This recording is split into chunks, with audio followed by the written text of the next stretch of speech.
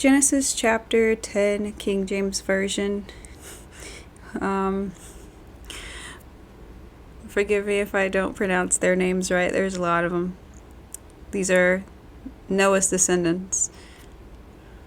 Now these are the generations of the sons of Noah, Shem, Ham, and Japheth. And unto them were sons born after the flood. The sons of Japheth, Gomer, and Magog, and Madai, and Javan, and Tubal, and Meshech, and Tiras. The sons of Gomer, Ashkenaz, and Riphath, and Togarma. And the sons of Javan, Elisha, and Tarshish, Kittim, and Dodanim. By these were the isles of the Gentiles, divided in their lands, every one after his tongue, after their families and their nations. And the sons of Ham, Cush, and Mitzrayim, and Phut, and Canaan. And the sons of Cush, Seba, and Havilah, and Sabta, and Rama, and Sabtecha. And the sons of Rama, Sheba, and Dedan. And Cush begot Nimrod. He began to be a mighty one in the earth. He was a mighty hunter before the Lord. Wherever it is said, even as Nimrod the mighty hunter before the Lord. And the beginning of his kingdom was Babel, and Erech, and Akkad, and Calneh, and the land of Shinar. Out of that land went forth Ashur, and built Nevaeh, and the city Rehoboth, and Calah, and Rezin between Nevaeh and Calah. The same is a great city. And Mitzrayim begot Ludim, and Anamim, and Lahabim, and Naphtuhim, and Pathrusim, and Calzluhim, out of whom came Philistim, and Caphtorim. And Canaan begot Sidon, his firstborn, and Heth, and the Jebusite, and the Amorite, and the Girgasite, and the Hivite, and the Archite, and the Sinite, and the Arvidite, and the Zemarite, and the Hamathite. And afterward were the families of the Canaanites spread abroad. And the border of the Canaanites was from Sidon, as thou comest to Gerar unto Gaza, as thou goest unto Sodom, and Gomorrah, and Admah, and Zeboim, even unto Lasha. These are the sons of Ham after their families, after their tongues and their countries, and their nations. Unto Shem also, the father of all children of Eber, the brother of Japheth, the elder, even to him were children born. The children of Shem, Elam, and Asher, and Arphaxad, and Lud, and Aram, and the children of Aram, Uz, and Yol, and Gether, and Mash, and Arphaxad begot Selah, and Selah begot Eber, and unto Eber were born 2 sons. The name of one was Peleg, for in his days was the earth divided, and his brother's name was Joktan. And Joktan begat Almadad, and Shilaf, and Hazar Mavath, and Jera, and Hadoram, and Uzal, and Dikla, and Oba, and Abimel, and Sheba, and Ophir, and Havilah, and Jobab. All these were the sons of Joktan. And their dwelling was from Mesha, as thou goest unto Zephar, and mount of the east. These are the sons of Shem after their families, after their tongues, and their lands, after their nations. These are the families of the sons of Noah, after their generations, and their nations. And by these were the nations divided in the earth after the flood.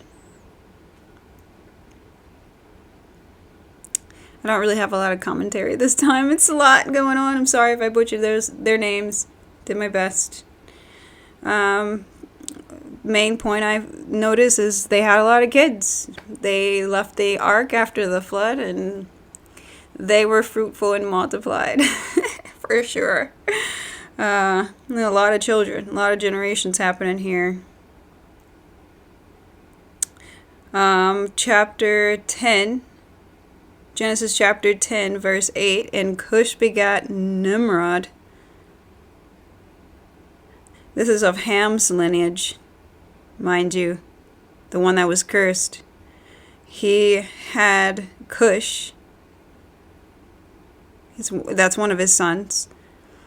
And Cush begot Nimrod. So Nimrod is Ham's grandson. And he began to be a mighty one on the earth. He was a mighty hunter before the Lord.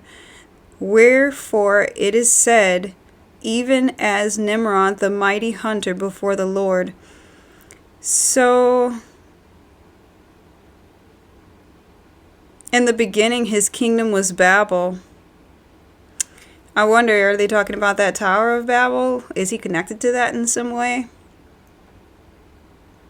Nimrod, this is verse 8.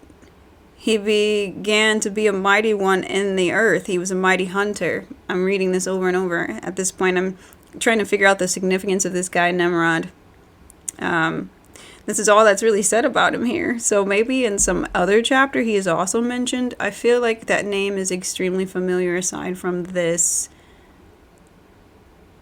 couple of verses. Because, I mean, he's got a highlight here. Ham's grandson, Nimrod. He was a mighty hunter before the Lord, so it must have been a good thing. Whatever he was before the Lord, something good. Not really sure what else to get out of that. If anybody else has any comments about this person, this individual, Nimrod, please share, because I'd be really interested in just elaborating more on that individual. So they do go through, this chapter goes through the sons of Noah, and then the sons or the children of Shem, Ham, and Japheth. And it's a lot of kids, a lot of generations going by here.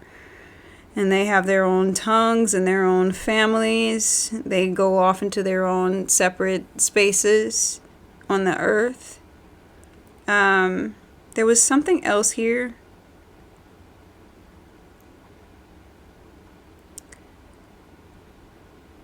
Okay, this is Shem's offspring. It says, Genesis chapter 10, verse 25, and Eber were born 2 sons.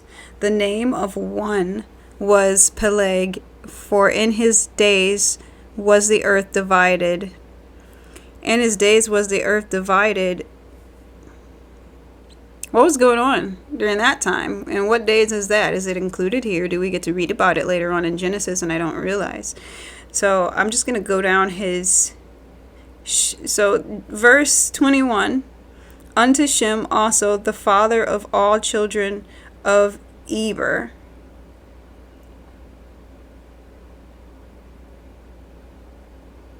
unto Shem also, the father of all the children of Eber.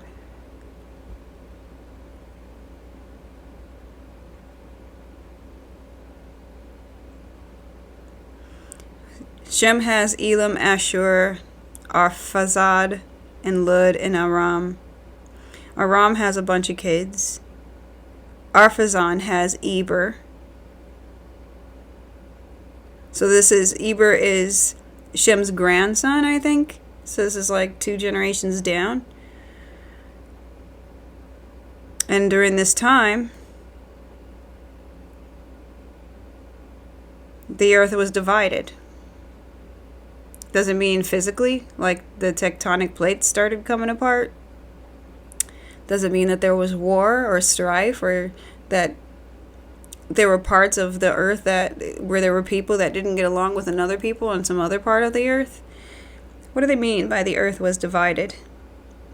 In verse 25. I'm so open to any other elaborations that anybody else sees in this, or just things that I haven't pointed out. But I think for the most part, this is just the aftermath of the flood. They're being fruitful, they're multiplying, they're having children, they're spreading out across the land, creating their own customs and families and languages and kingdoms, it seems. Life is going on.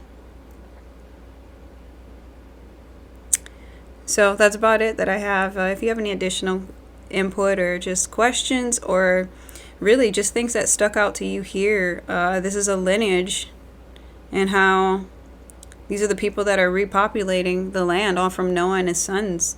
We're all coming from some branch of that. So you could, I think, track where you come from based on just this, starting from here, and going down the family tree to kind of get a gist of where you originated, I guess, from these 3 sons. But that's about it. I don't have really much else to say. I hope that it resonated with you in some way, and I pray many, many, many blessings over you, and I thank you for watching and reading with me. And till next time, till we get to Genesis chapter 11, I really appreciate you for tuning in. Bye. Love you.